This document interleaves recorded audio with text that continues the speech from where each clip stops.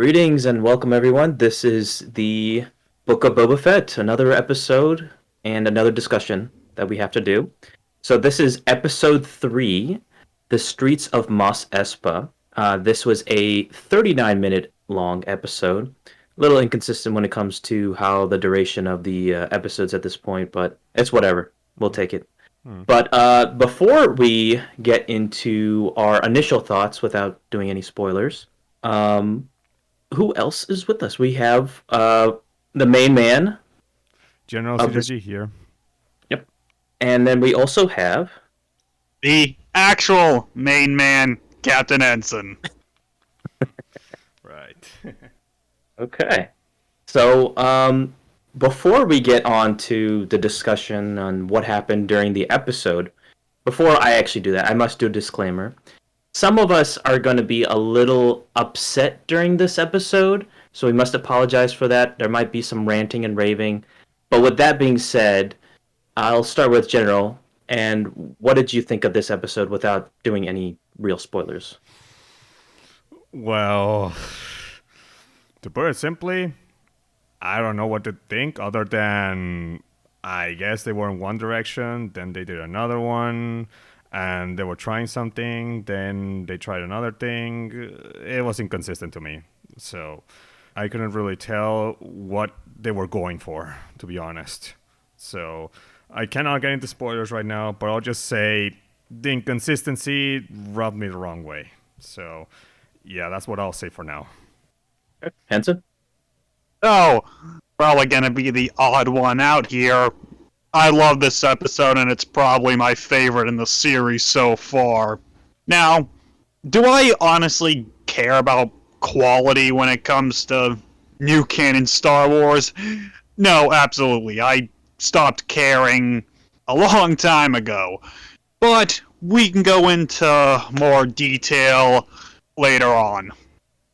Right. Yeah. And, we're going to be more respectful during this discussion. We're not going to be all out just hating this episode or all out loving this episode. We're kind of going to be neutral throughout this whole thing. But we're still going to say our piece. And as for me, I didn't really enjoy this episode at all. It's directed by Robert Rodriguez, so I have to put that out there because he actually did some good episodes with The Mandalorian Season 2 and introducing Boba Fett. I thought that was great. And then, the first episode of Book of Boba Fett, I thought that was pretty good, pretty decent. And then this came out, and it's a lot of reminiscence to his older movies like Spy Kids. And we'll discuss that a little bit more later on. But there's going to be some comparisons to Spy Kids throughout this video. I'm just going to say that. There's no way around those. So yeah, if you've seen the episode, you'll know why. Yeah. So let's just get it right into this discussion. So we're going to start off with Boba at Jabba's palace. There's the droid we see time and time again. He gives the briefing, and he's telling them that Bib Fortuna took the mantle at Mos Espa, and he divided it among three families. Trandoshans, the center, the Aqualish, Aqualish. yes, the Workers' District, and the Clatonians, the Starport and Upper Sprawl. And mentioned that Bib Fortuna didn't have the power like Jabba's, so he relied on more of his cunning and forged these really uneasy alliances while lining the pockets of Mok Shaiz. So he's really working for Mok Shaiz more than anything else. Okay. So, if you ask me, I actually don't mind too much the first half of this episode. In fact, I actually think it started strong. Not gonna lie, I actually thought it started pretty well. Like it definitely felt like it was continuing on what we left off in the previous episode, which definitely it was something I wanted to see, the solid continuation in what was gonna happen. So yeah, started strong with that. Yes, agreed. So these groups are actually testing Boba to see what he's like. And then Boba talks to one of his vassals who appears, Lortha Peel of the Workers' District, and approaches him, and he says that no one really respects you, and streets have turned to chaos, and various street gangs have been just running rampant. And he wants Boba to take care of a street gang that's doing damage against him. And he says that he'll double his tribute if he takes care of them. So they're this teenager gang that is half man, half machine. Cyborgs. Yep. So Boba goes to Mos Espa with Fennec and two Gamorreans and encounters them. And they're just regular teenagers.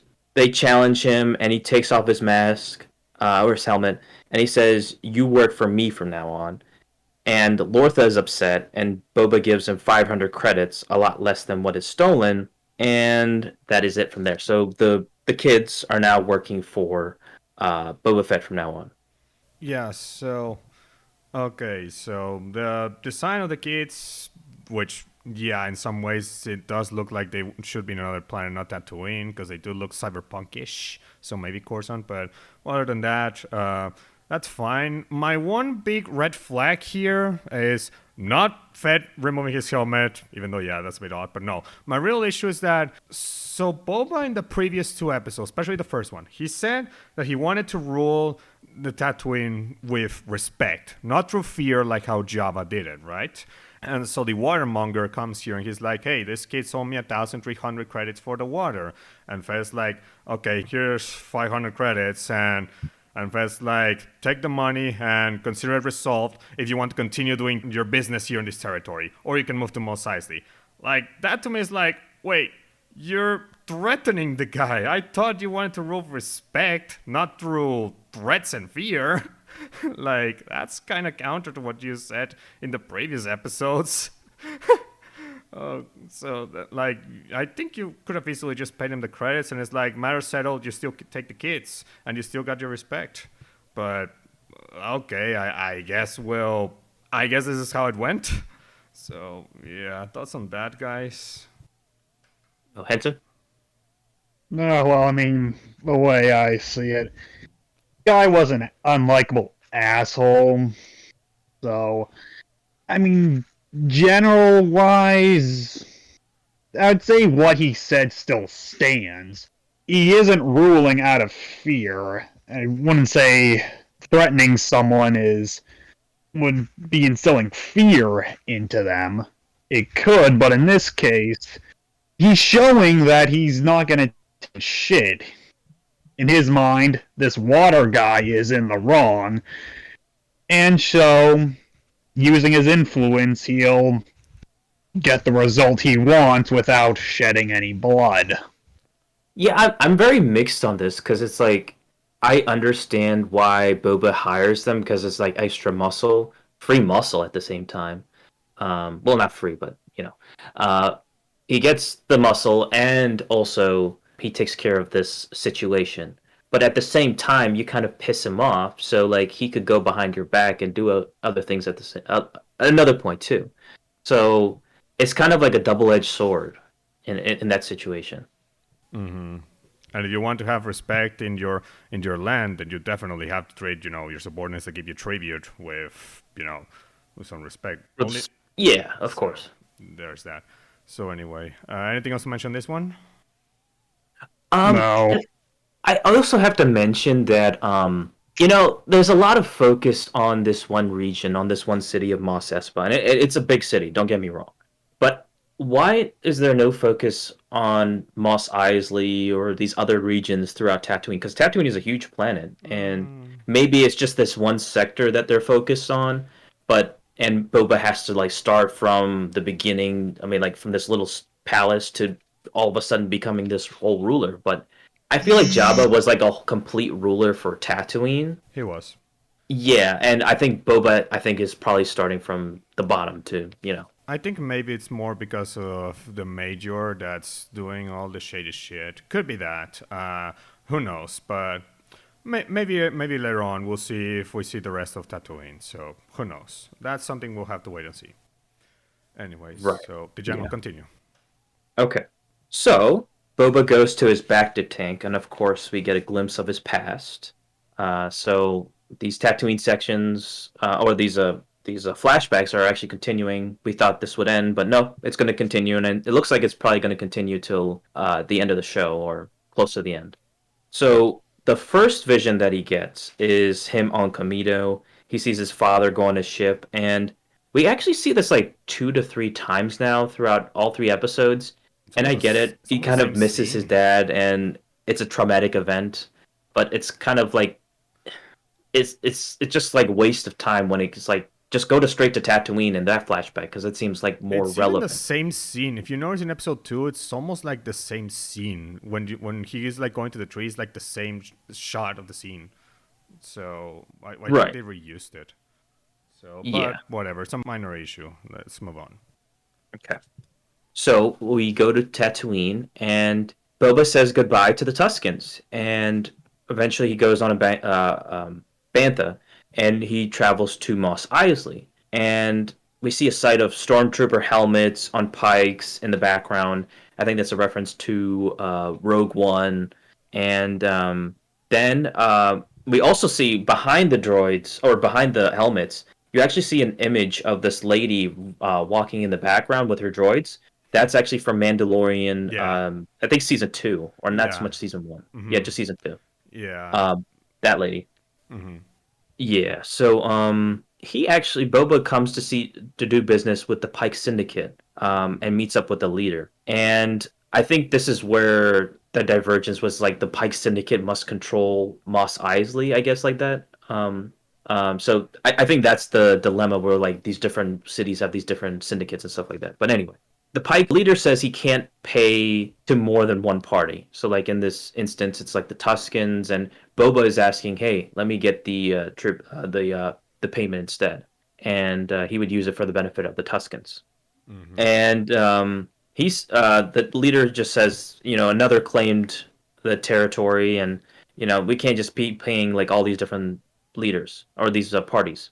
So the people who have the territory is the Swoop Gang, the Nikto Swoop Gang, and Boba goes out to take care of, or wants to go out and take care of the gang in order to deal with that situation. So he goes out, but then he sees like this fire in the background, and as he approaches, it's the Tuscan camp that he just left, and it was burnt to the ground, and we see the symbol of the Swoop Gang to indicate that the Swoop Gang did it, or so we think.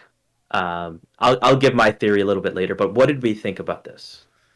Okay, so right off the bat, fucking hate that literally they were killed off screen, not even given a final battle chance on screen, even with Boba Fett or some way. So right off the bat, not a fan of that, especially given that we already had 2 episodes establishing them. Would have been cool seeing in their final moments or something, and not just off screen already killed.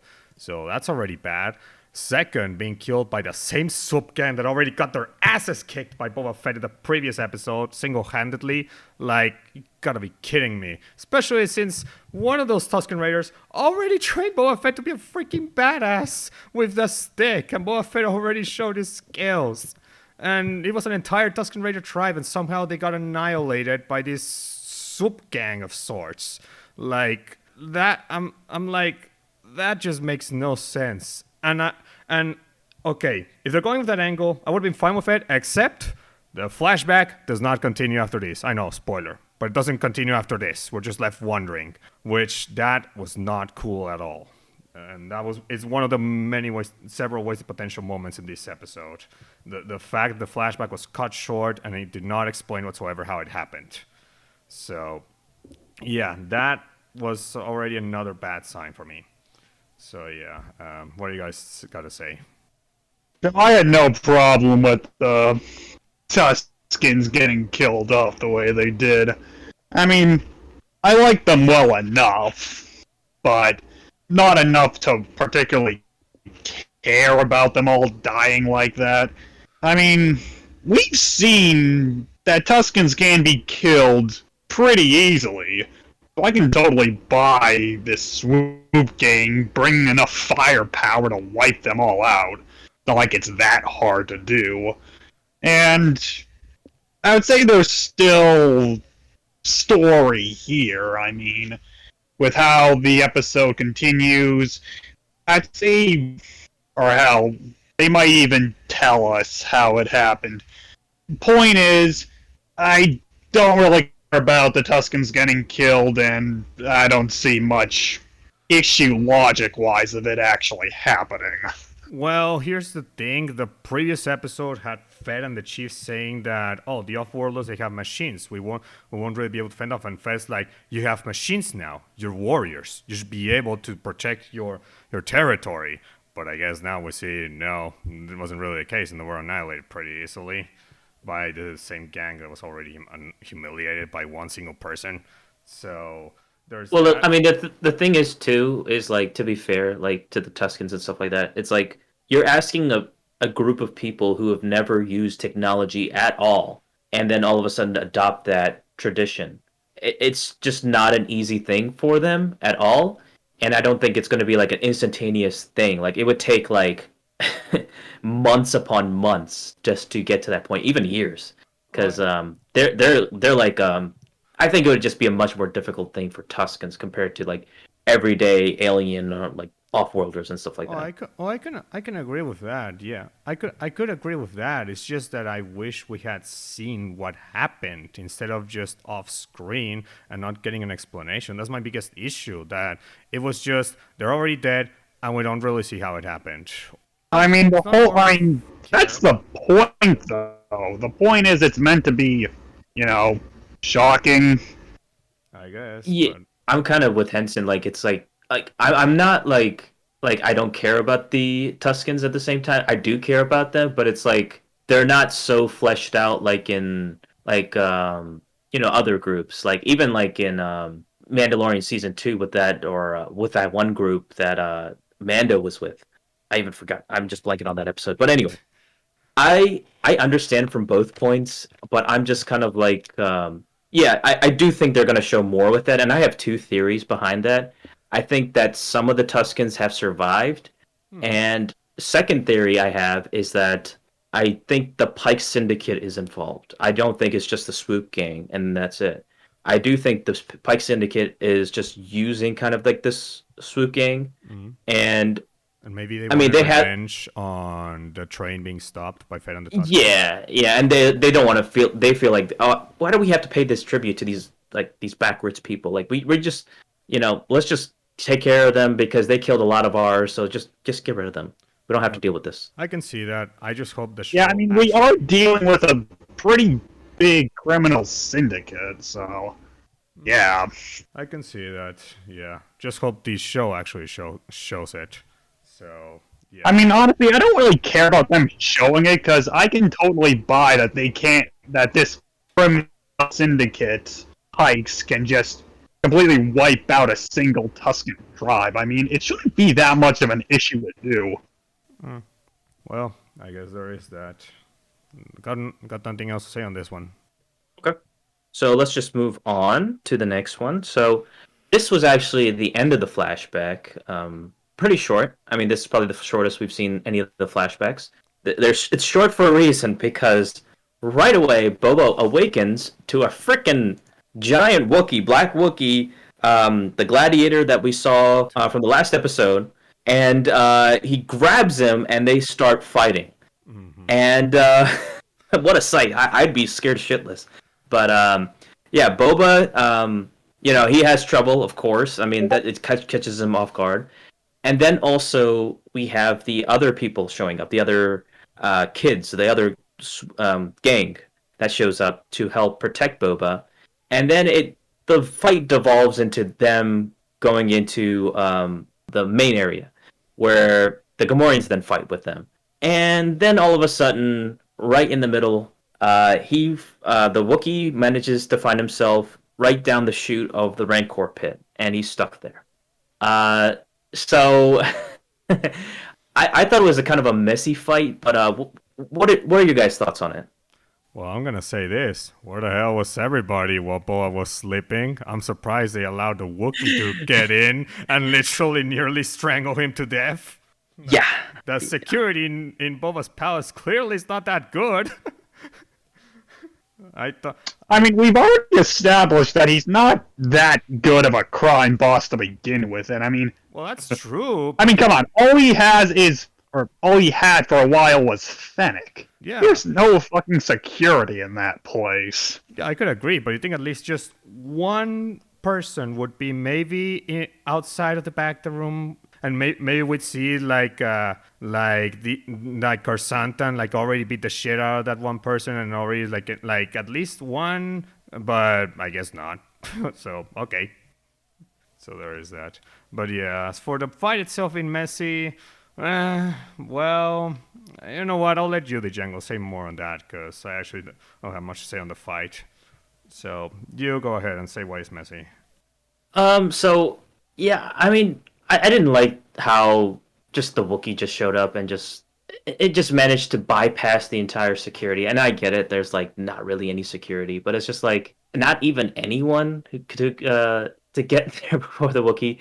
But anyway, the fight itself was kind of messy for me because it's like there's a lot of just Boba just going back and forth and just the Wookiee just throwing people everywhere and him flying as well. And it just seems like it didn't seem to be going anywhere. And until they like kind of push him into that Rancor pit, it was just not a fun sequence overall. Probably was a bit too long for its own good. So Yeah, and I think the kids that are involved with it too, they the whole fight sequence with them was just kind of a little bad too. I didn't like that. I mean, that's just my personal opinion, but I'm sure you guys are different. well, I did think the fight was a bit too long for its own good, but doesn't really. But it's not really my biggest issue with the fight. It's more how the hell it started, but whatever. So yeah. Henson, anything to say on that before we move on? Well, personally, I love the fight. Just seeing a Wookiee, or in this case, Coruscant. first time we've seen a live action Wookiee pretty much just be a powerhouse. Because even with Chewie, we've never seen him just be a powerhouse. Like, takes like more than 10 guys. And even then, not enough to stop him. I think it did a really good job at showing just how formidable a Wookiee is. And why you should be scared of anyone that walks through a door. Yeah. And I don't like the fact that it took trapping him to stop him. It shouldn't be easy to take down a Wookiee. At least in my opinion. Yeah, there's that. So anyway, yeah, he gets in the Rancor pit, and then what else did Django? Okay, they eat, and then all of a sudden the Hutt twins are literally outside the palace, and Boba greets them, and they said they're sorry, and they said they bring a gift, and it's a captured Rancor. Holy shit! And freaking Machete, Danny Trejo, is the Beastmaster with the Rancor, which I thought was a really cool connection with Robert Rodriguez bringing Danny Trejo on there. So I love that. That is cool. I like that. Like that the caretaker is Danny Trejo. Yeah, that was cool. So yeah.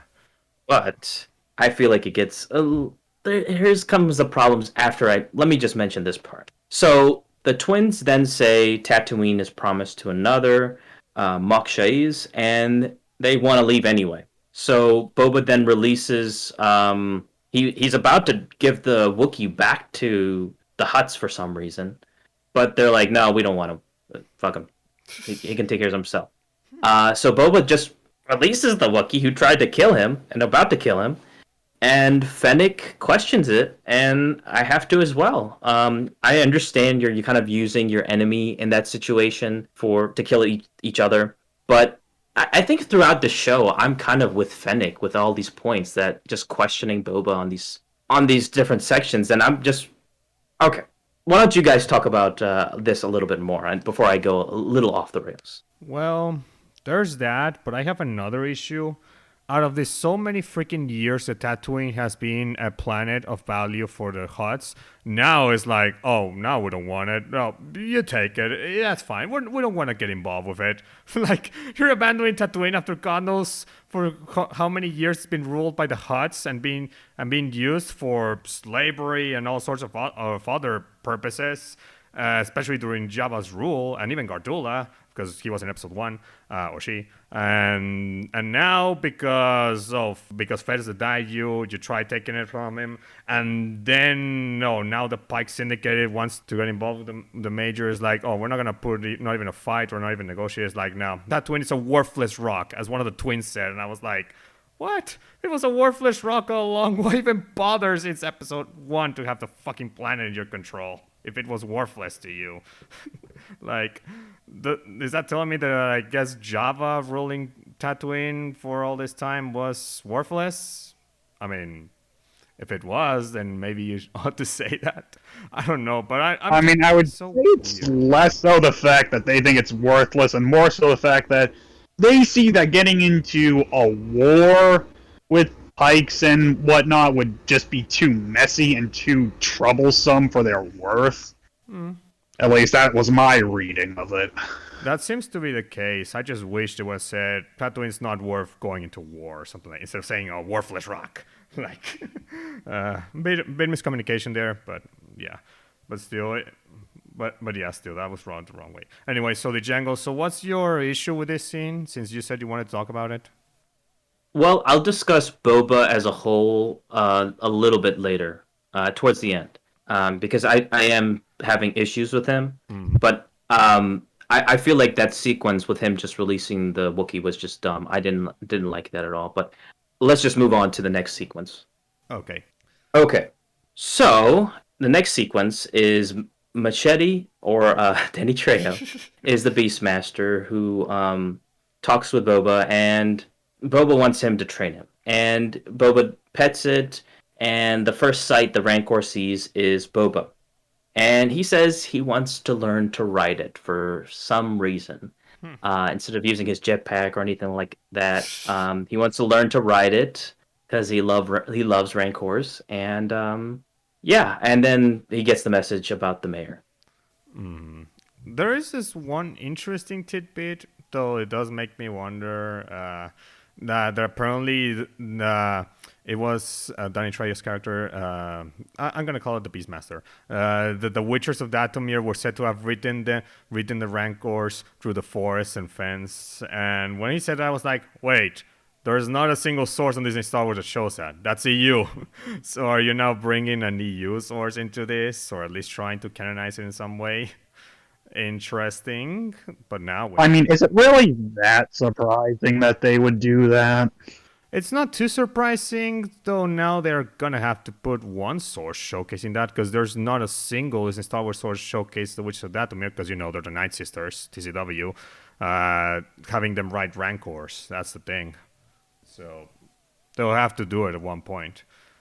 So, but yeah, but that's just one thing. It's just that one tidbit that I was like puzzled. But other than that, I actually didn't mind Boba Fett and the Beastmaster's interaction with the Rancor. I thought that was fine. No issues there. So yeah, what do you guys think of that scene? Yeah, I mean, who wouldn't want to learn to ride a Rancor? I mean, come on, you got the chance. You might as well fucking take it.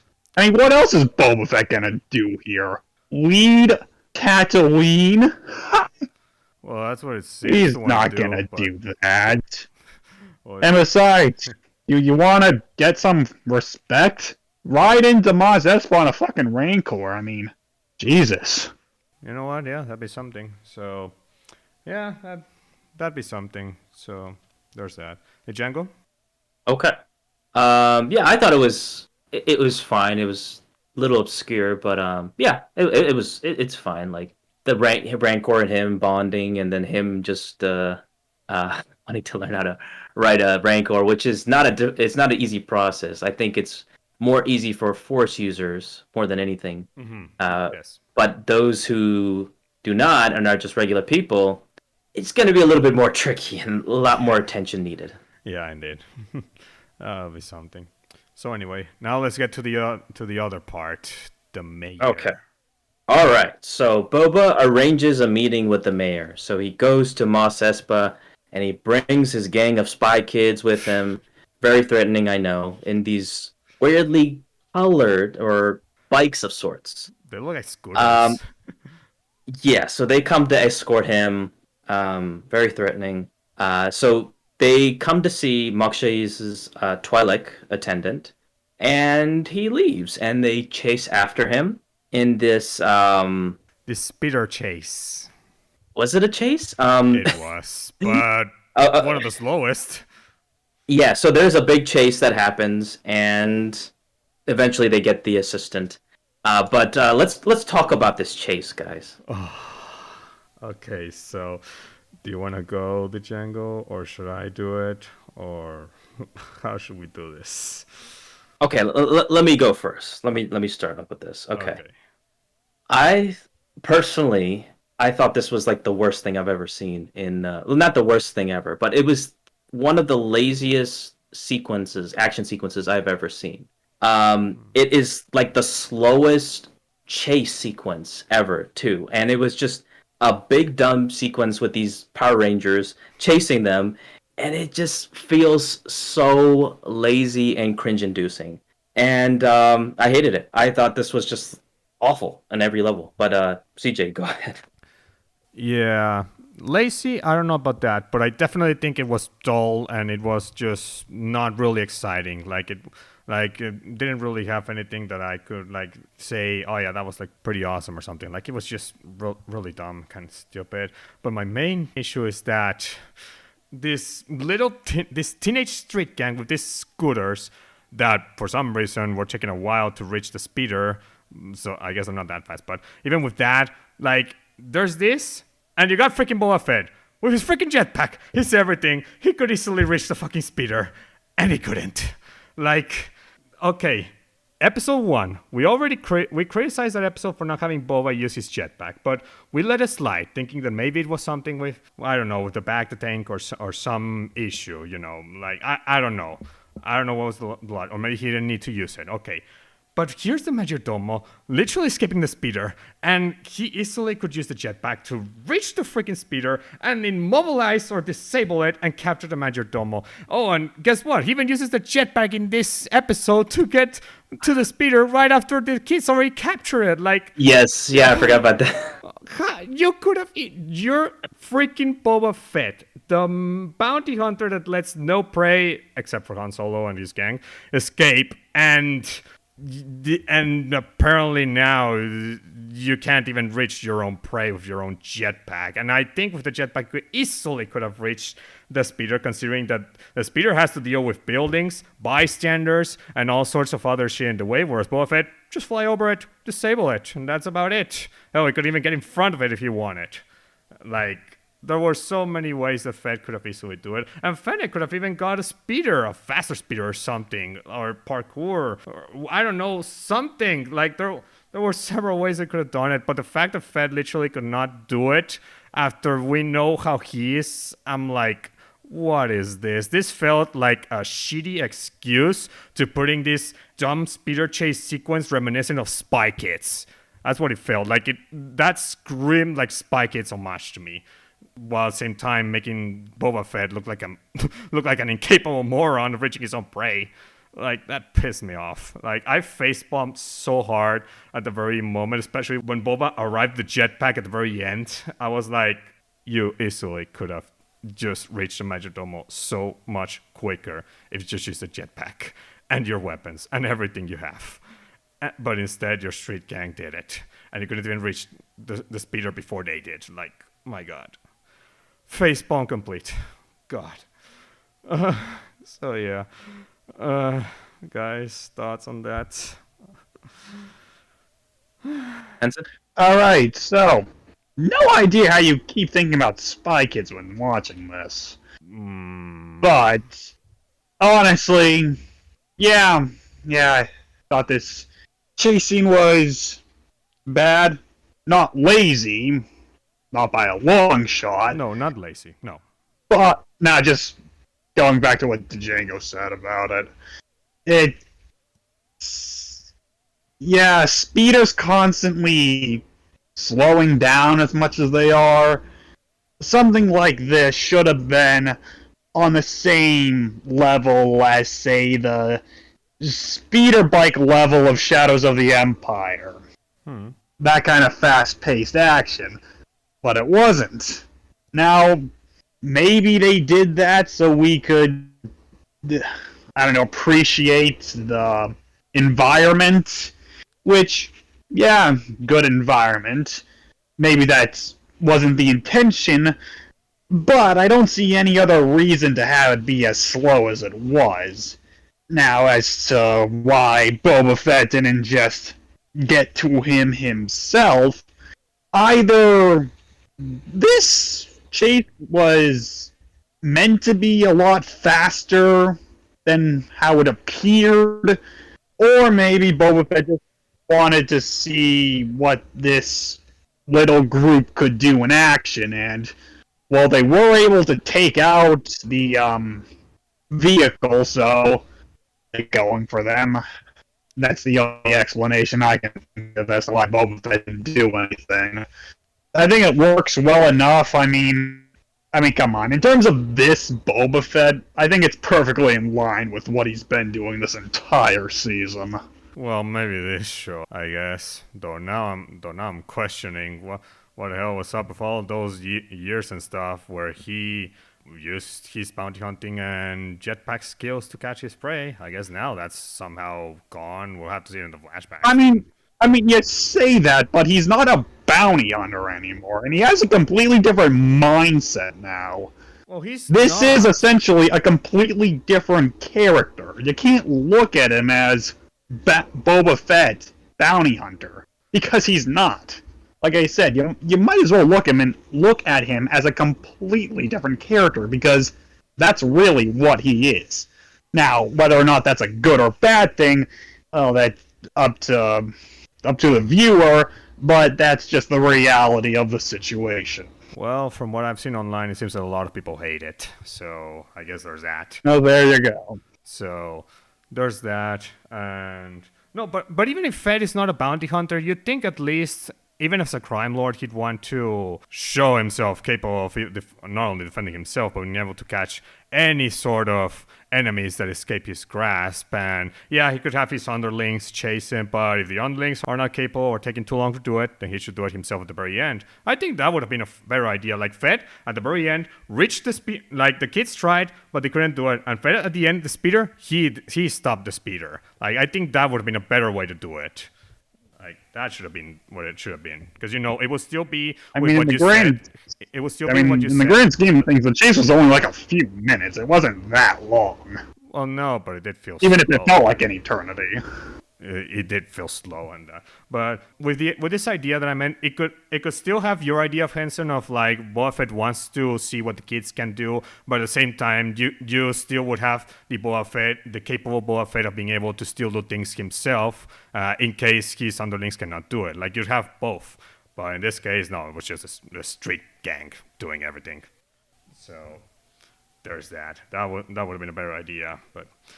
There's that. So anyway, that's the speeder chase. Django, you got something else to say on that, or shall we move on to the end?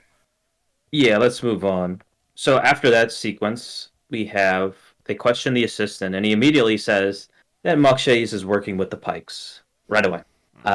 So the guys who faced Boba at the train sequence in the previous episode, and he's had a run-in in the flashbacks and stuff like that. They're now going to be like the big baddies, Mokshays and the Pikes, the way it's looking right now. So that's what we're going to expect, and we have the kids doing reconnaissance for Boba, and they find that at the spaceport that the Pikes are arriving from the spaceport in waves, and Boba says that they must prepare for war. So that's where it's going, and that's the end of the episode. Alrighty, so... Okay, I don't hate the setup. I think it's interesting, so... I'm interested in seeing what it is, so that setup, I don't mind it too much. So, there's that. The Django Henson? As someone who likes exploring the underworld aspect of Star Wars, the fact that the antagonists here are a syndicate, I love. Now, I mean, we'll see what they do with this plot, but in terms of having this setup be crime lord, or new crime lord versus an established syndicate, oh yeah. Like, especially seeing how this affects the greater underworld of the galaxy. Mhm. Because we all know, with regards to the sequel trilogy, this isn't going to have major ramifications for the whole galaxy. I guess there's that. The Django. Yeah, I mean, I like that whole sequence, and I do think that there's going to be like this big thing that happens, and it might set up for something more, maybe with the Hutts involved, because I mean, this is just the third episode, and there's still like four more episodes to go, so they're going to. I'm not sure what they're going to do in between before like the war and stuff. I'm sure they're going to have like small skirmishes here and there, and then the final one towards the end, but. I am interested to see where they're going. Maybe Mokshai's allies with the, or maybe Boba allies with the Hutts, or brings another ally to counter the alliance with Mokshai's and stuff like that. So it should be interesting, and I liked kind of like that cliffhanger, but we'll see how things go. Okay. So, anything else to mention? No, I No. mean, yeah, Okay, then shall we get to the conclusion? yeah. So why don't you start, CJ? Okay, so this episode, it's a mixed bag. I'd say the first half of it was definitely good. At the very least, decent. I wouldn't say it's terrible. The second half is where I'm like, what were they thinking, or what were they doing? Like, it's like two halves. Sometimes I feel like maybe somebody was writing this part, but another was writing another. I don't know. It's just inconsistent in terms of, I guess, direction or writing. I don't know. So it's a mixed bag to me. Easily the worst episode of the Book of Boba Fett. That I will say. That much I can say. So not nearly as good as the previous two. So yeah, I strongly hope that the next one is way better. I will say that. So yeah, and that's it for me. Henson? So, this was the most fun I've had with the Book of Boba Fett. I'll just leave it at that. I mean, does this episode have problems? Yes. Do the ones my colleagues have pointed out bother me all that much? No, honestly, for the most part, I couldn't really care. Or I don't see the supposed issues as issues. And I mean, hey, Mandalorian had a few stinkers. I mean, I'm spacing on the episode name, but one where he has to take the frog lady to another planet and get sidetracked. Oh god, yeah. I would argue that episode was worse because Waste of time. nothing was really accomplished there plot wise. Well, in this case, There was stuff happened to contribute to the plot. So in terms of how I would rate this compared to other live-action Star Wars episodes, it's not the worst thing I'd say we've gotten. That's just me, and I'm excited to see where the story goes from here. Okay. So it should be noted that, yeah, obviously if you just want to see the episode for fun, then yeah, you might have a blast. But if you obviously want to take it a bit more seriously, which I guess me and the Django are doing it because we're actually invested in what happens with Boba Fett, at least in terms of its story potential and direction and other stuff, then yeah, that will definitely define your enjoyment of this. But if you No, I do want to say I am invested. If I wasn't, I wouldn't be watching. But in terms of quality, like I said, I don't really care about the quality of new canon Star Wars anymore. If something gets beyond stupid and I can still have fun with it, then fuck it, I'll take it. It's not like it's gonna destroy my Star Wars. The Star Wars I love is already dead, so what do I have to worry about? Yeah, halted in 2014. So Yeah, so I mean, if Book of Boba Fett just continues to be quote unquote stupid, then that doesn't affect me like at all.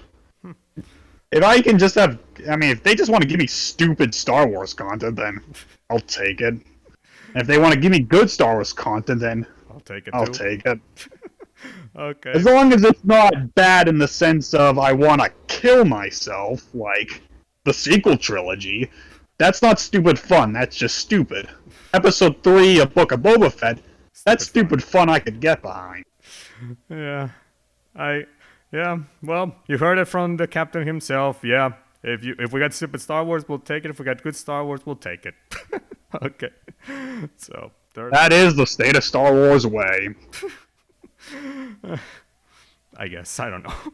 Anyway, so the Django, your turn. Yeah, I mean, we respect everyone's opinions, whether they like it or dislike, whatever it is. I'm personally with CJ on this. I had issues with this. Yes, I'm a Legends fan. I'm not coming in as just the Legends direction that I want this just like Legends and that's all I want. But the way that I see and perceive Boba Fett way before Legends, way before, I mean, based on the movies itself, really. I don't know what direction they're trying to take Boba Fett in, and it's just a little baffling to me. And it's like Robert Rodriguez did a great job with the introduction of Boba Fett, and that's the Boba Fett that I grew up with. I mean, he did it perfectly, and he did a pretty good job with the first episode of Book of Boba Fett, and then this episode is just a little. It's kind of opening my eyes to this whole series and the direction they're trying to take Boba Fett in. I just hope. I mean, I think the best part of this whole show is just kind of like the theorizing it and like what direction that you think that they're going to take with this whole show, because like the possibilities are kind of endless at this point. Because they could really do anything, and I mean they did that with Mandalorian as well. I mean they did a pretty great job with the 2 seasons that we had so far. So it'll be interesting to see how they'll do towards the end, because it's like this is just the miniseries and there's not going to be a season 2 or 3 or anything like that.